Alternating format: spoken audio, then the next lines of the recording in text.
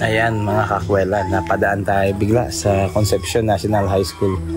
Dinig na dinig natin yung sigawan ng maraming mga estudyante. At the same time yung hiyaw ng aso. Ayun pala, nasa second floor na po ng building. Medyo mataas po ang building mga kakwela. Kaya takot na takot yung asong bumaba.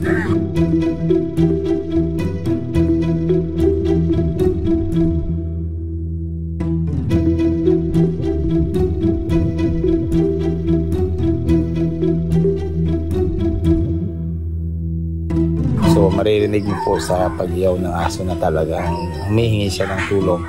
So ayan po, no, gagawan po yan ng paraan, panoorin po natin. Ayan po, ayun, yung hagdanan po, kung mapapansin po ninyo. Pero kung kailan nakaredy na yung hagdanan at ginagawa ng paraan para makababa, siya namang pagkadulas ng aso, nadulas po yung aso dyan.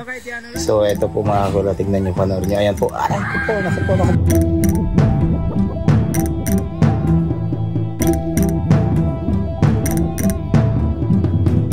Ayan po, aray ko po, naku po, nahulog po yung aso. But thanks God kasi safe naman yung aso na nakababa. Kaya na po siya mga kakwela. Ayun, okay naman siya, wala namang pila eh. Yan, okay na si Doggy.